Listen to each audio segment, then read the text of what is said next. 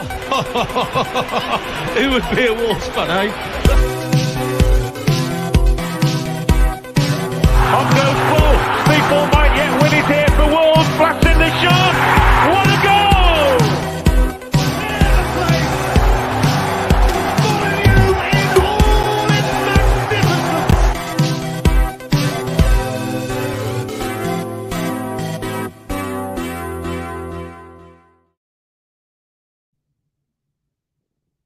Good evening, everybody. Welcome to the latest Wolves Fancast match preview. I'm your host, Little Dan.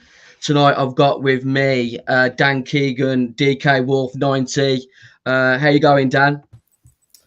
Very well, mate. Yeah. Apart from Wolves, since I last spoke to you, things have taken a turn for the worse. But yeah, things are good down in Luton. All's good. Hopefully for a sort of big turnaround this weekend with the Wolves. But things are good down here, mate. Yeah, all very well. Good to see you both. Yeah, Wolves have become a massive chore in recent, probably the last feels like 2-3 years in all honesty. But obviously another game this weekend coming up at home to Chelsea, 3:00 on Saturday. And as you can see to the right of me, we've got Matt Hodges from the band Palace, who's a big Chelsea fan. How are you, Matt? Very good. Good to see you guys. Yeah, thanks for coming on, Matt. Obviously, the viewers go and check out Matt's band Palace, class band. I've sort of made Matt blush a little bit off camera before we came live and tell him that his band reminds me of sort of elements of Foles and Radiohead. You can see them. Get yourself on like iTunes, Spotify, all the best places. If you want one of our American listeners out there, Matt and Palace are on tour in America. From the 28th of May all the way through June, from Texas all the way to California, Matt? That is correct. Yeah. Whole month in the States and Canada. Yeah, starting in Texas. It's going to be good. Yeah.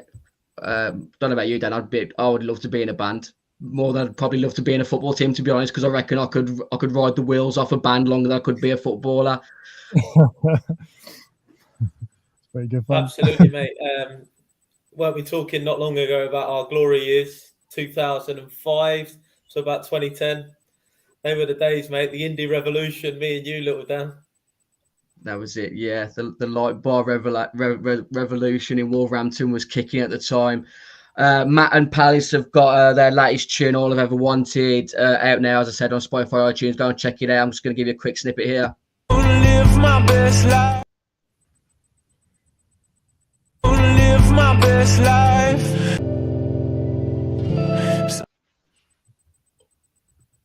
I did say 1 second. Live my best life. It's all we've ever wanted.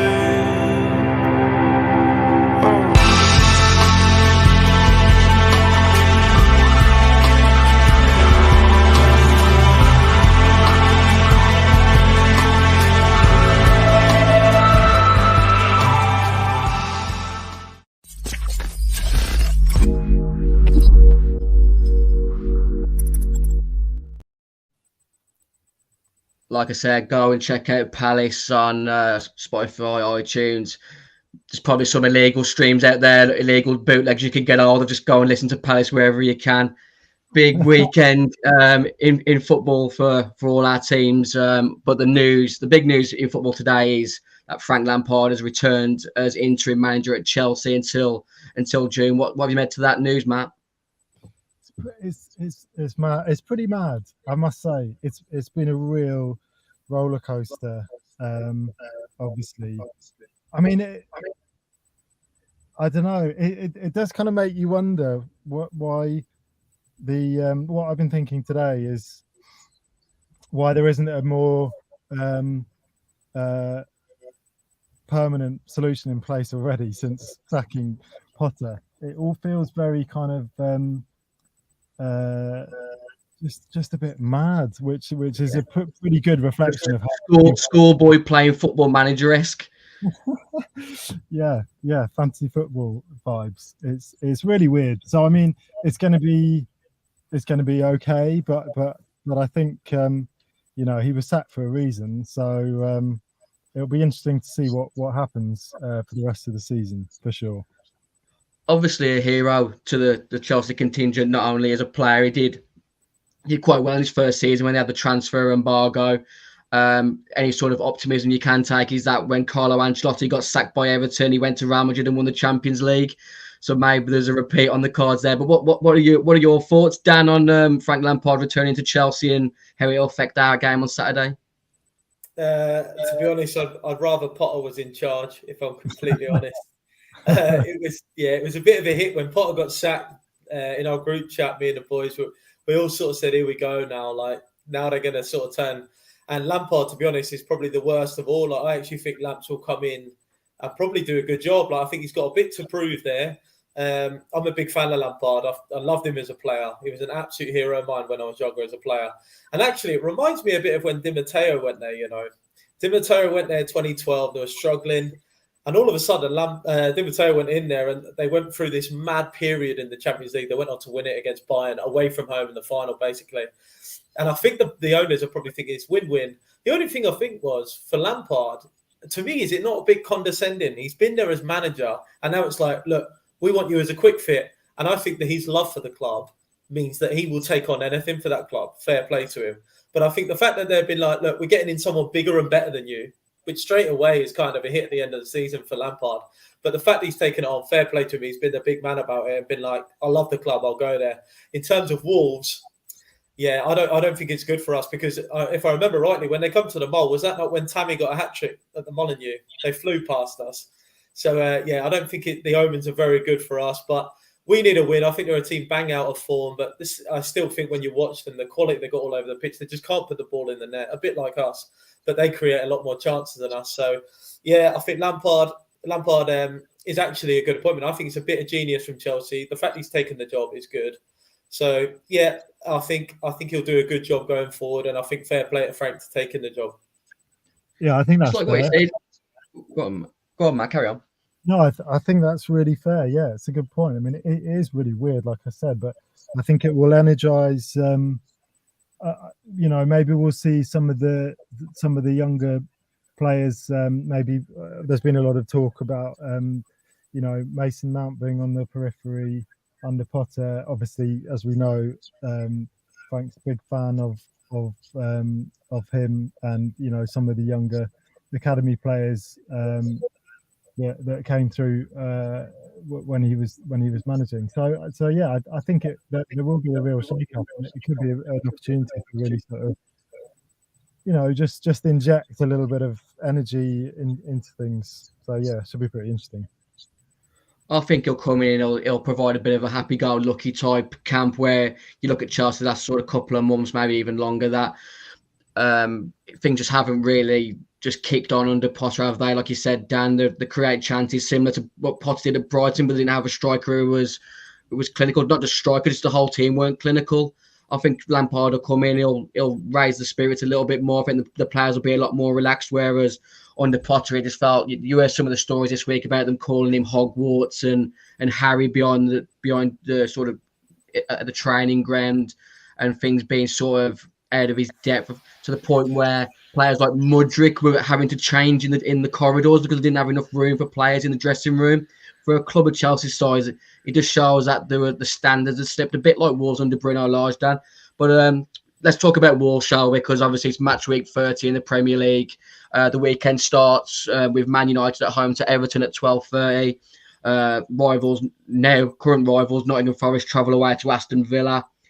Games like sort of Wolves will be looking at Leicester versus Bournemouth. Man City travel to Southampton for the R5 kickoff, and Leeds Crystal Palace is 2 o'clock on Sunday with a Super Sunday game. Liverpool at home to Arsenal, which is going to be a massive game in the title race. I'll come to you first, Dan. Where's your money currently with who's going to win the title? I've said Arsenal until this point in the last couple of months, because I actually think it reminds me a bit of other seasons, not quite like Leicester, but it reminds me a bit of Leicester where they were getting written off, and they just continue to win.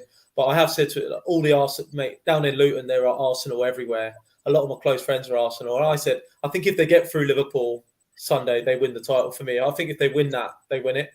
But I actually think Liverpool will have another story to say about that. I think Liverpool away is going to be a real tough game for them. But I think if they get through it, it's over. But City are relentless, aren't they? They've already started winning games now, and like they're on a bit of a run themselves. As soon as Arsenal slip up, they've still got to play each other.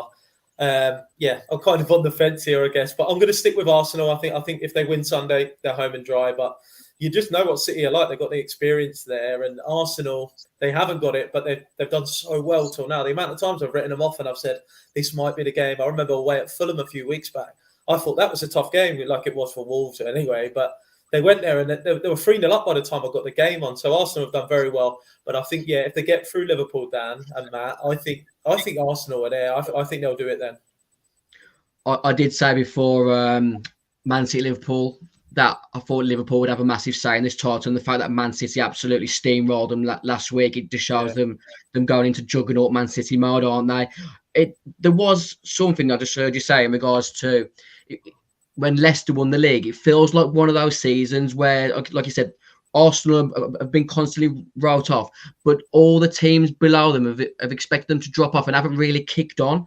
Whereas, I mean, Tottenham ended up finishing second, didn't they? In the end, Leicester won the league. It was Arsenal and Spurs were the only ones really close in the end. So that was a bit like that. But the only thing is, they didn't have a City right in behind them. So I suppose it is a little bit different in that sense. But you're right, there's teams dropping points below them all over. United got a bit close for a while. They dropped off. So it's literally just City they need to beat off now. But that is the hardest of the lot. City under Pep in the last 10 years are the hardest team under all of them that you can beat off, because now you know they're on a roll now. And if Arsenal drop Sunday, all of a sudden it's back. It's game on.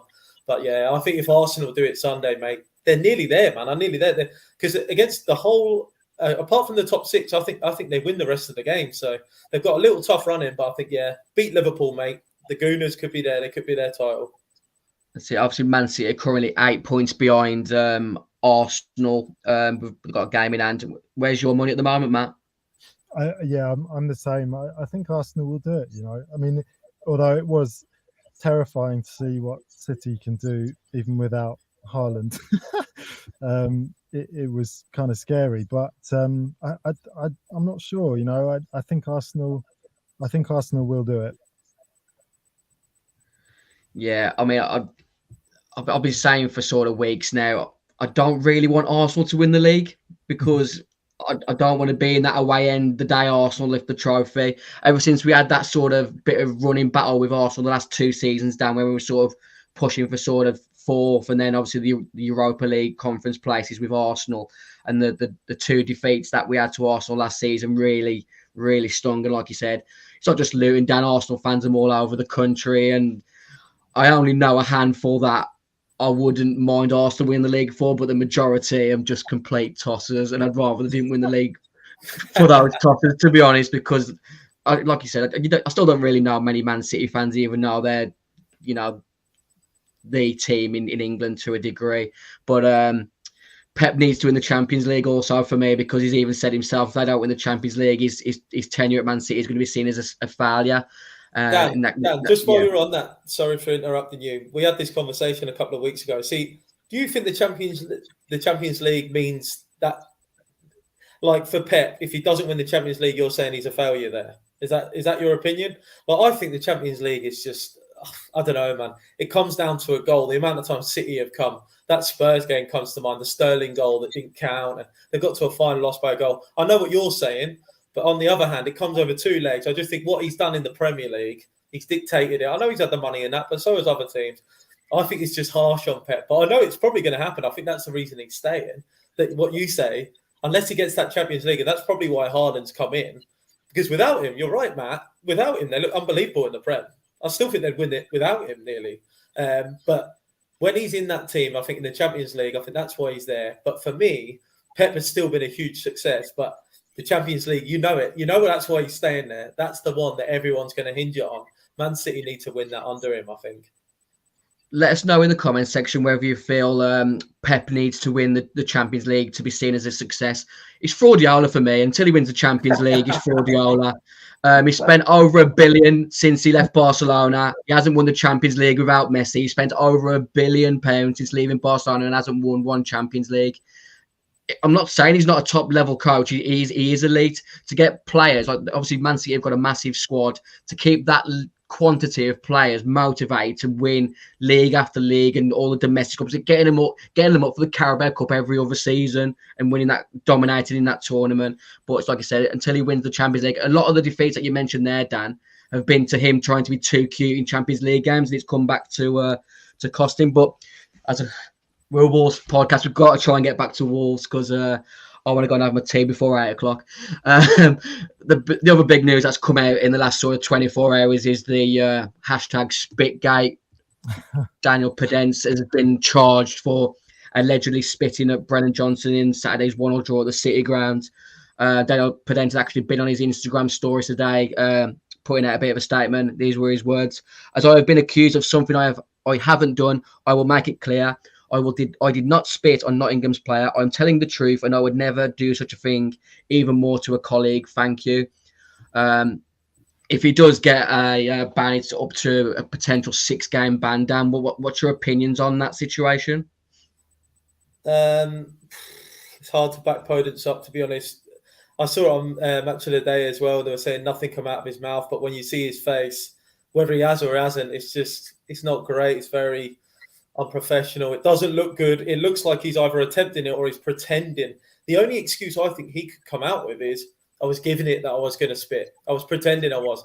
Even that's not a thing I would do or the two of you would do. Like, it's just a weird one. So it's very hard to back Podence up, man, after coming on and getting the goal that we badly needed to do that. Just, a bit disappointed in him, to be honest, Dan.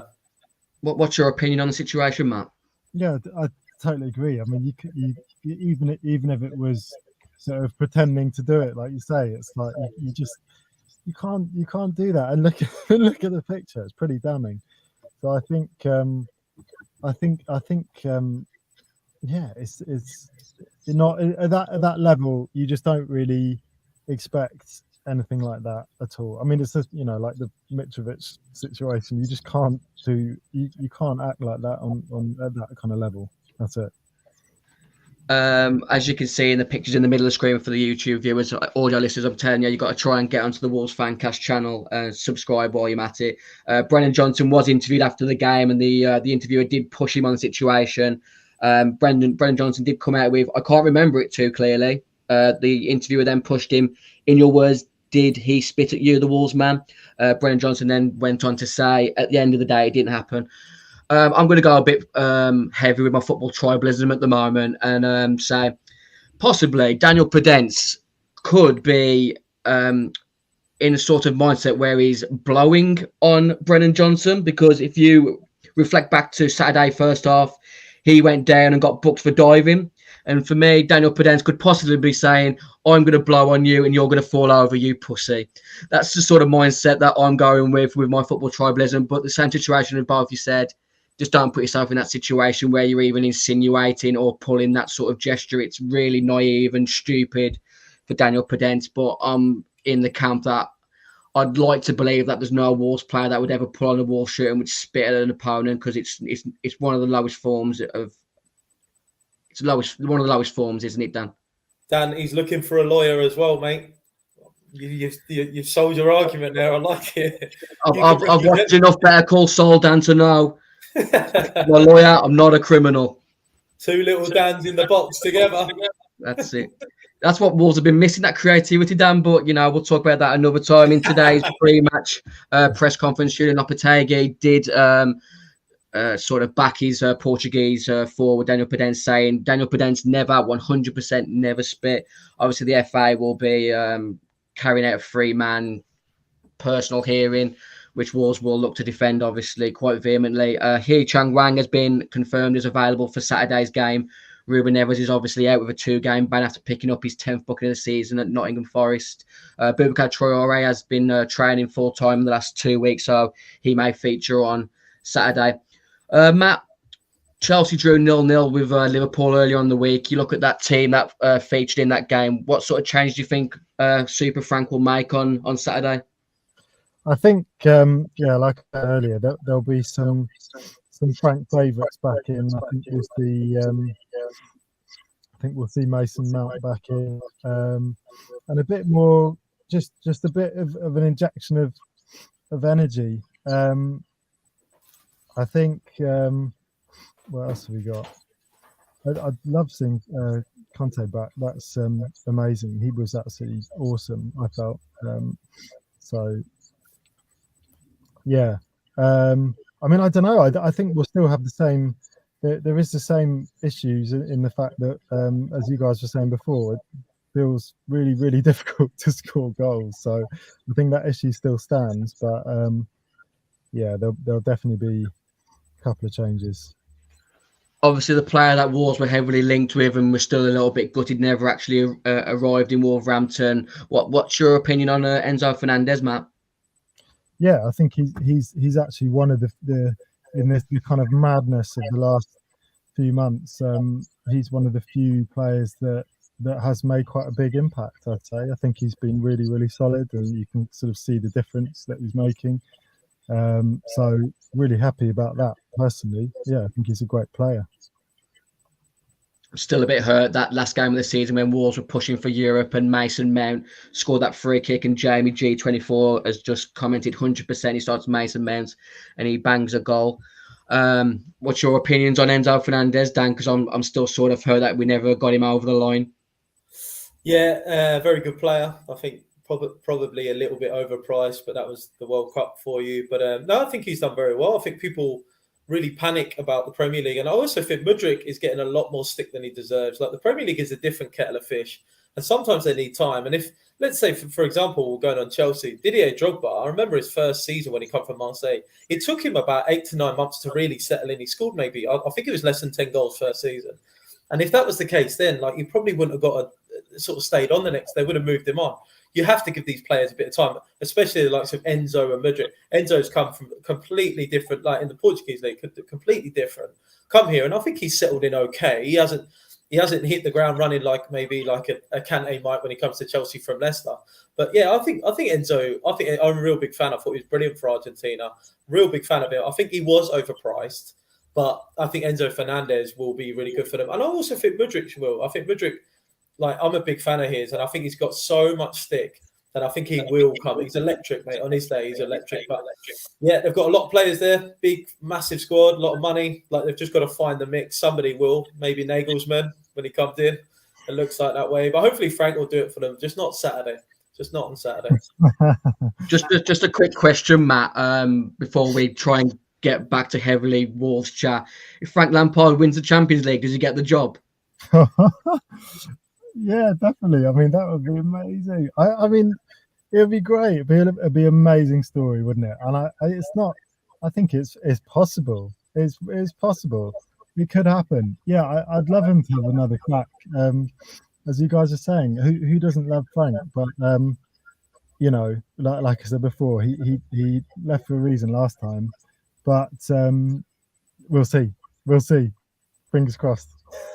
Speaking of slightly overpriced midfielders who played in the Portuguese, Dan, obviously Matthias Nunes hasn't really hit the heights of what we've expected this season. Do you think he starts on Saturday? Yeah, I think Neves is out, right? So I think we'll have to have Nunes start, and I suppose Gomez maybe we're kind of running out of options in there a little bit. I think Moutinho, to be honest, is definitely past his best. So Nunes has to start. I don't like him. I don't know about you, Dan. I don't like Nunes higher. I do think he's a centre midfielder, and I think that's where we need to be playing him, right in the middle. They pushed him on higher, I think, against Forest. But yeah, Nunes has to start. Neves is out. We haven't got that many options. I suppose Gomez possibly, and like I say.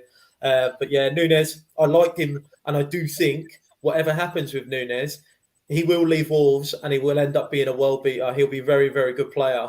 I just think, I don't know where he's at the moment, whether he knows where he's even playing for us, whether he knows he's possibly a better level than us.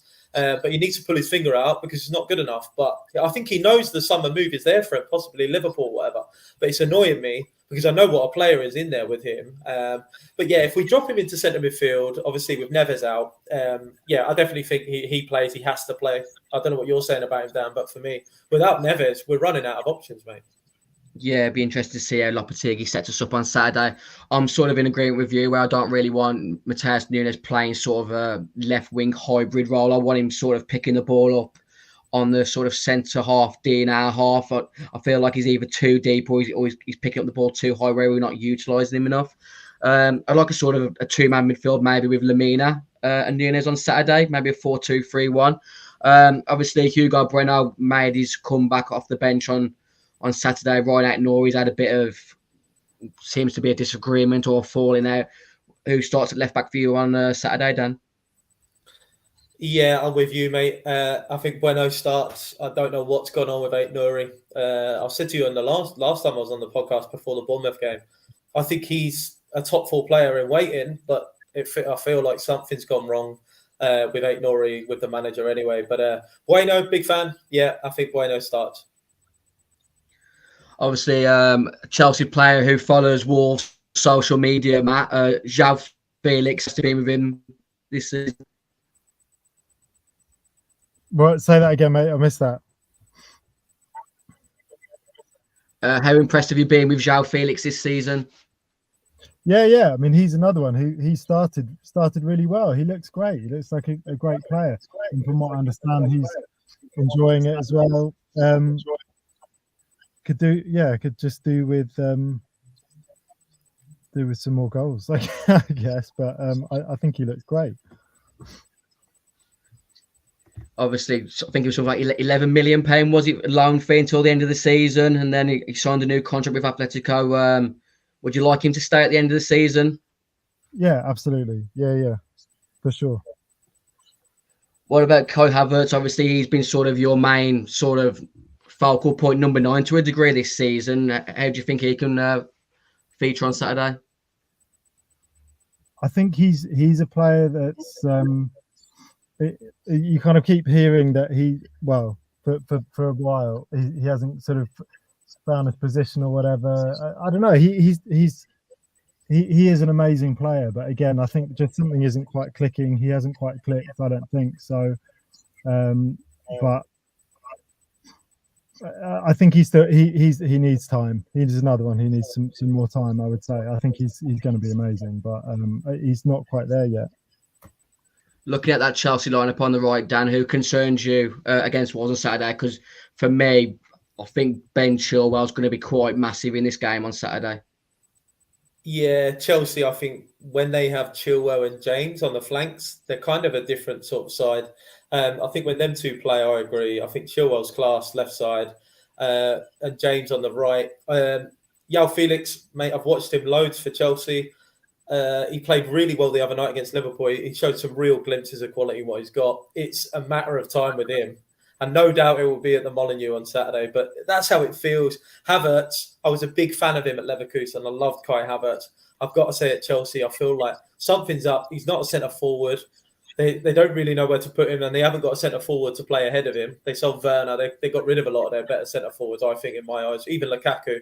So in terms of Saturday, Chilwell and James on the flanks and Kante being back is always going to be a problem, mate. The second he gets playing, they really are a different outfit then. Looking at that Wolves lineup on the left, Matt, who concerned you in that Wolves lineup? No, I'm not. Don't laugh, Matt. We're struggling in a relegation battle here, mate. Oh, mate, I don't know what to say. I mean, I don't think it's going to be a game full of goals, but I think Chelsea might have this one. Obviously, Diego Costa may feature against Chelsea. What was your sort of feelings on him when he was at the Bridge?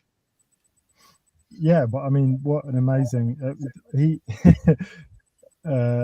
he was an amazing player for us. So just like pure aggression, just like a big kind of ball of aggression. It was amazing watching him play, and he knew how to score goals. So yeah, that was a great era.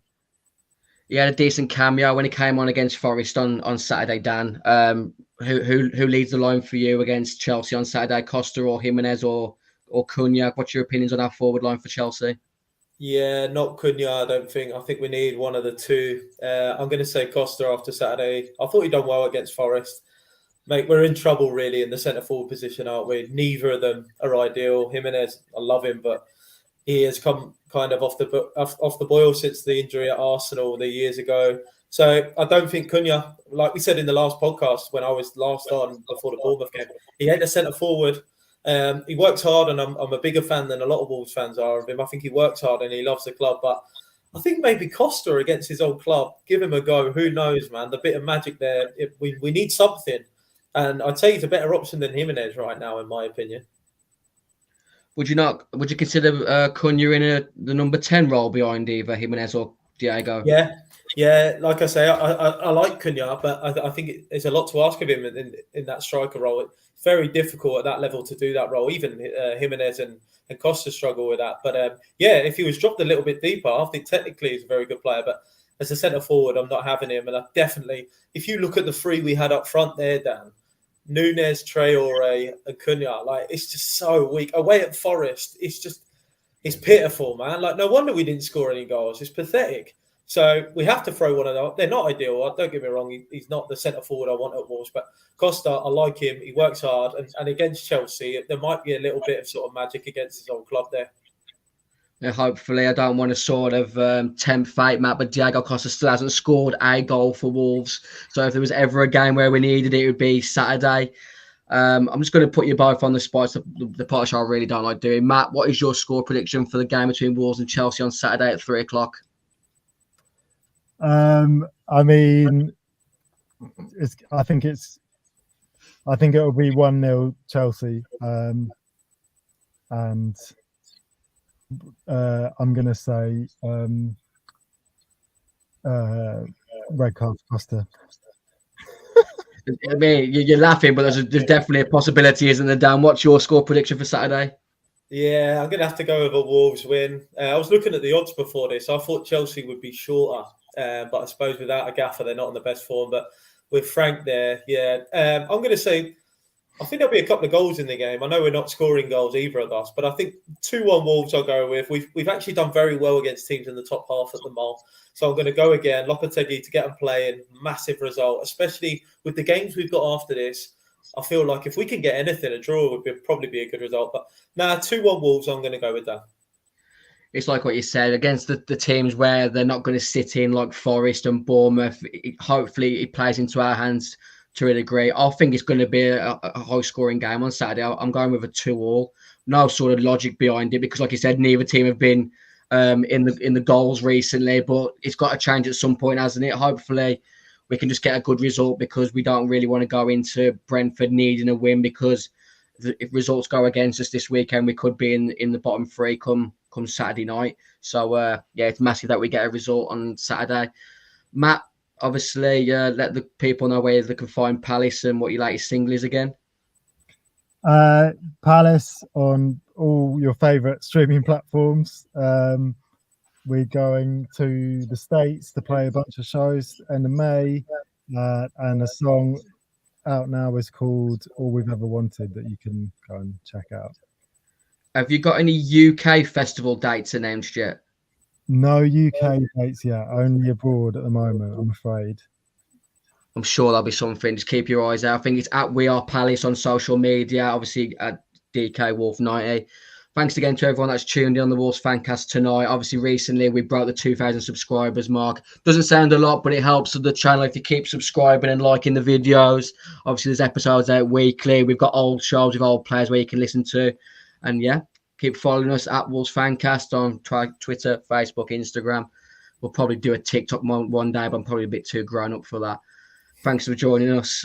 Have a good Easter weekend, and hopefully we'll be back on Sunday with a podcast to review, hopefully a good result against Chelsea. Take care, everyone. Have a good weekend.